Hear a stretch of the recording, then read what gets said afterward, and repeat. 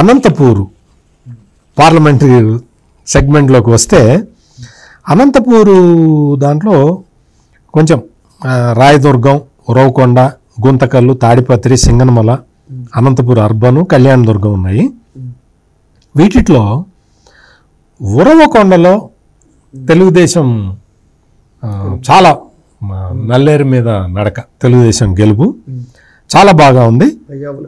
పయ్యావుల కేశవు. గుంతకల్లో పరిస్థితి మారింది. తాడిపత్రి అయితే డెఫినెట్గా తెలుగుదేశం గెలవబోతున్నది. సింగనమల కూడా అదే విధంగా ఉంది. మొన్నటిదాకా కొంచెం టఫ్ ఫైట్ నడిచింది. అనంతపూరు అర్బన్లో ఇంకా కొంత మార్పు రావాల్సి ఉంది. అనంతపూర్ అర్బన్ కొంచెం తెలుగుదేశానికి టఫ్గానే ఉన్నది. కళ్యాణదుర్గం క్లియర్ కట్గానే కనపడుతూ ఉన్నది.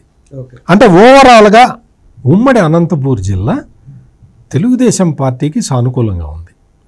మీకు అంత 2019 ఎన్నికల్లో అంత వ్యతిరేకతలో కూడా హిందూపూర్లో బాలకృష్ణ, ఉరవకొండలో పయ్యావుల కేశవ్ గెలిచిన చరిత్ర మనం చూసాం.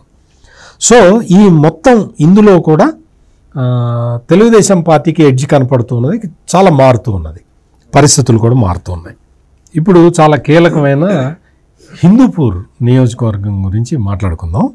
హిందూపూర్ నియోజకవర్గంలో మడకశిర, ఇది మామూలుగా ఏంటంటే అక్కడ తెలుగుదేశం పార్టీలో గ్రూపులు ఉన్నాయి, ఆ గ్రూప్ తగాదాలతోటి మనం బయటపడిపోతాం అని వైసీపీ లెక్కలేసుకుంటున్నది. ఇదే చాలా సర్వేల్లో కూడా అదే చెప్తున్నది.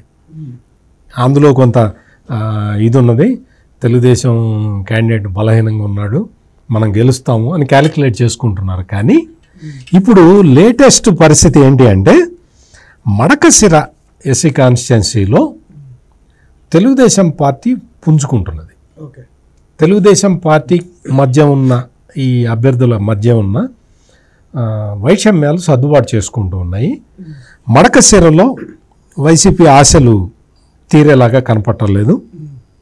హిందూపూర్ అసెంబ్లీ తెలుగుదేశం గెలవబోతున్నది, పెనుగొండ గెలవబోతున్నది, పుట్టపర్తిలో చాలా సానుకూల పవనాలు తెలుగుదేశానికి వీస్తూ ఉన్నాయి. ధర్మవరం బీజేపీకి కేటాయించారు. ధర్మవరంలో మామూలు అందరూ ఏమనుకుంటున్నారంటే ధర్మవరంలో బీజేపీ ఎక్కడుంది అనుకుంటున్నారు. మొన్న ప్రధానమంత్రి వెళ్ళి ప్రచారం చేస్తే విపరీతమైన స్పందన వచ్చింది.